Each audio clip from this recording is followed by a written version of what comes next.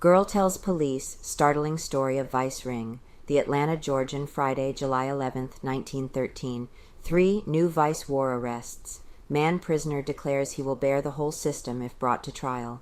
As a result of statements made to Chief Beavers Friday morning by Hattie Smith, the young girl who has been held for the grand jury in connection with the vice war, Detective Rosser at noon arrested 3 persons, 2 men and a woman who were named by the Smith girl as contributing to her downfall and being involved in her white slavery charges.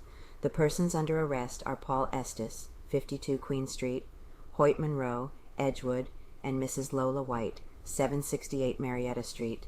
The woman is a cousin of Hattie Smith and lives next door, while both Estes and Monroe are in the employ of the Collier Garage at Cone and James Streets, where the Smith girl says she met Lena Barnhardt, who later took her to the Cumberland Hotel, says she went joyriding. In her new statement made Friday morning, Hattie Smith declared that she went automobile riding with her cousin Mrs. White and Estes and Monroe. The 2 men were released by Chief Beavers after being given a copy of the charges and their case set for Tuesday afternoon. The white woman was taken to detective headquarters and will be questioned by Chief Lanford. It was announced by the police that she will be held on heavy bonds. The arrests of Estes and Monroe are considered by Chief Beavers as the preliminary to the spreading of the dragnet and the arrest of 17 men, some of them prominent in business, who, it is alleged, are involved. Estes, when arrested, declared that he intends to make a complete confession and throw new light on the situation. "I'm not going to be the goat," Estes declared. "I'm going to open my mouth and tell everything I know about vice, and I'm going to give names. I'm going to name every girl and man that I know have taken automobile rides and gone to hotels for immoral purposes. Promises a sensation. And I know enough names to stir up an awful racket if they are all arrested, and I know a lot about vice in Atlanta that no one else knows." Chief Beavers stated that every man whom Estes names in his proposed confession will be arrested and brought before Judge Broyles for trial. The chief declares that the developments of Friday and the vice war have placed him in a position where he can put a speedy end to the immoral operations of men and women in Atlanta, and he stated that he intends to continue his investigation with increased vigor. Sensational revelations involving 2 more downtown hotels and 17 well-known men, one of them a prominent businessman, were made to Chief Beavers and plainclothes officers Green and McKibben. Friday morning by Corinne Wilson, the 16-year-old girl who was arrested, together with 14-year-old Dora Rothstein, Thursday night.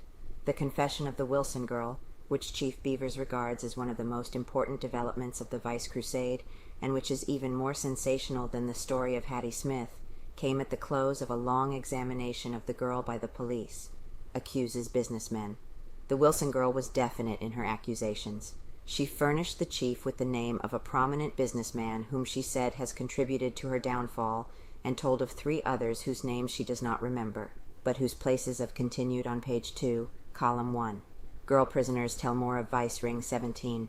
Men, some of them prominent in business circles, accused by 1 victim, continued from page 1. Business, she knows. The chief stated that the girl will be taken around the city Friday afternoon to identify the 3 men, and that they will be arrested at once after being identified. In addition to the 4 men named by the Wilson girl against whom charges will be made, she gave the chief the names of 13 others with whom she says she and Dora Rothstein have taken auto rides. These 12 will be subpoenaed as witnesses in the trial of the 2 girls, which has been postponed until Saturday afternoon, and forced to tell all they know about vice. If evidence warranting it develops at the trial, they will be arrested and cases made against them. 2 men named by the Wilson girl as having kept her and the Rothstein girl in the woods for several nights were arrested by the police Friday morning. They are A.C. Dollar, a shoemaker, living at 69 Davis Street, who is held on a charge of disorderly conduct, and W.W. Suttles, assistant yardmaster of the Nashville, Chattanooga, and St. Louis Railroad, who is held on a kidnapping charge. Suttles and Dollar were named also in the statements of the Rothstein girl, who named the Wilson girl as a procurer and declared she introduced her to the 2 men. Wilson girl denies charge. Corinne Wilson denies the charges made against her by the Rothstein girl and declares that she was led into a life of shame by the latter girl and the 2 men. "I met the Rothstein girl at the White City Park last 4th of July, said the Wilson girl. "I was skating and fell, and she was among the crowd that gathered around me. That is how I met her. We were together all that evening and night in the woods near the park.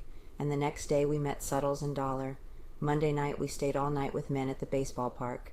Saturday night and Sunday night we spent somewhere in the woods, and Monday night we stayed at the baseball park with some men. Tuesday and Wednesday night we stayed with Dollar and Suttles in an old mill on the Adamsville Road. Yesterday afternoon we came to Atlanta and were arrested last night, accuses her accuser. Dora Rothstein lied when she says I induced her to go with the men. She told me she had been doing it for a long time and that we could have a good time and make some money.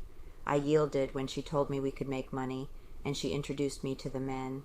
The Wilson girl told Chief Beavers also that 8 months ago, before she was married, she stayed at a hotel on Broad Street with a man registering as his wife. She says she is the wife of Andrew Wilson, who now is working in Marietta. She came to Atlanta 4 weeks ago to visit her mother, who had burned her foot, she said. Chief Beavers stated that in addition to involving the hotels and the 17 men, the Wilson girl has told him a lot of things she had heard from other girls. He said she had given him the names of all the girls she knew who made a practice of going auto riding with men and of staying at the hotels with them, and that all of the girls will be brought to headquarters and questioned. The Wilson girl also gave the chief the names of a number of alleged assignation houses, which she asserted she and other girls had visited, and all will be thoroughly investigated.